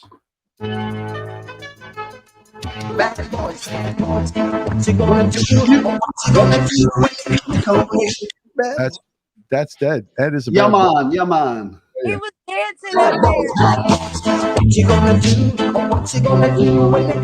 You're a badass, Ed. I appreciate you. All right, listen.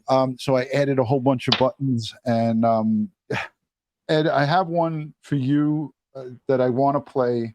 I gotta play this one because this one was interesting. I don't know where I put it, but it was something about. I don't want to play a wrong button. Oh, here it is.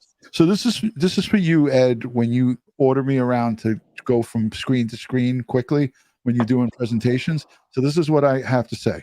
Stop breathing down my neck. Stop breathing down my neck, Ed. Well, listen, for the new folks here, you know, he's turkey and I'm stuffing. Okay, and so where does stuffing go in a turkey? Oh boy. Did I say more? Okay. No. I don't know. Ed. I don't know that. I think that goes south. If I'm not mistaken, that goes south. Only when it's alive. When it's alive. All right. If not, it goes north. That concludes the coverage for tonight, guys. And again, the tip line is open 24/7. I have it all linked here in the description. If you have any information, please, they're asking you to call in with your info into these tip lines. And there's also a couple of other different ways for you to call tips in. There's some type of app that you could use. I'm not really familiar with that, but again, anything that you could do to help with this situation, we're going to continue to cover it. I want to thank you all for being here, and especially Dave and Twyla taking an hour and 48 minutes of their night on a Monday. I know that you guys got a lot of stuff going on, and we really love and appreciate everything you do for the missing. Lost is not alone. EquuSearch, I tip my cap to these guys and gals for all the work you do. Tony, the whole crew, Linda, Jeff Litweiler, our good friend, who's a channel member and a huge supporter. Ed, you know Jeff and his wife Elaine. Jeff is in the hospital. He has kidney failure and he is battling for his life. So I'm hoping and praying for his recovery. I want to ask everyone to please send prayers for Jeff Litweiler. He's in Wyoming. He's a great supporter of Crime Time with DutyRon. He was in the chat earlier. He's in the hospital. So he was chatting from the hospital bed. I'm in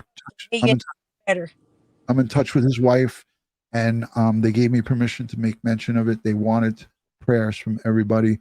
So please keep him in your prayers, and I'll keep you updated on his condition. All right, guys. Speedy recovery from everybody here at EquuSearch, that's for sure. Yeah. Amen. Amen. Prayers. And please remember, give whatever you can. Donate to the EquuSearch Midwest, Texas EquuSearch. I'm going to send them a donation after tonight on behalf of all of us. As always, we donate to these guys and gals all the time. So I'll be sending something over from Crime Time with DutyRon for Dave and his great team that he's put together. Ed, what do you got up on the screen? Something for you? Well, no. It was one of who's it? Colleen put up the fact that the charge of enticing a child here does not make it to the sex offender list. Interesting. Mm-hmm. I saw that earlier, but I wasn't sure. It didn't confirm it. But well, she cited the law, so we could look at it. So it's in there. Thank you. So Thank you. Appreciate you giving that information. So the ticker is along the bottom with the contributions to EquuSearch, and the guys are a nonprofit volunteer organization. So if you have even $1, it goes a long way. So we appreciate everybody being here. We're sending strength, prayers, and positive vibes to everybody who's searching, law enforcement, the community, the family. Remember, don't judge these people. We don't know anything about them. We know what you see on the surface. But right now, what's most important is finding Audrii Cunningham. That's it. It's not about, oh, look at them, look at these people, look at what they're doing, look at what they've done, look what they didn't do. That is all for another day. And that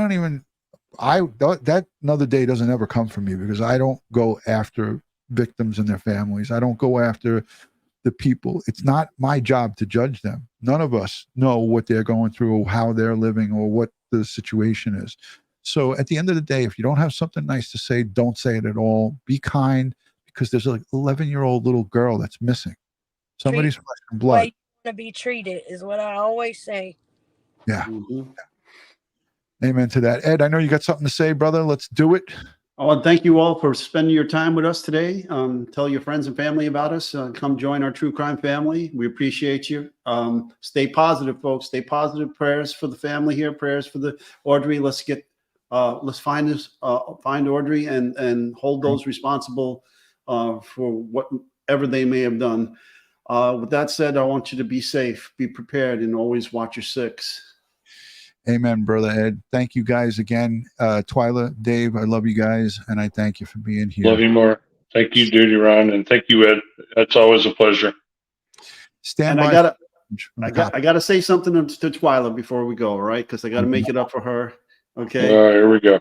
Okay. Rocky Top, you'll always be home sweet home to me. Good old Rocky Top, Tennessee. What's up? Look, just keep rubbing it in. Payback. Good night. I got to end this before the train goes off the tracks. I think it's already off. Too late. Too late. Good night, everybody, and thank you. Popeye's laughing. Mountain Girl, thank you for donating. Thank you, Mountain Girl. Appreciate it. Appreciate it. Eyes on you, Ed. Oh my God. All right. Remember, I still use your hemorrhoid specials. All right. That's it. It's over. That's it. It's done. It's done. Oh, hell no. Pardon my French, but you're an asshole. All right. Good night, folks. We'll see you soon. Peace and love, guys. Bye.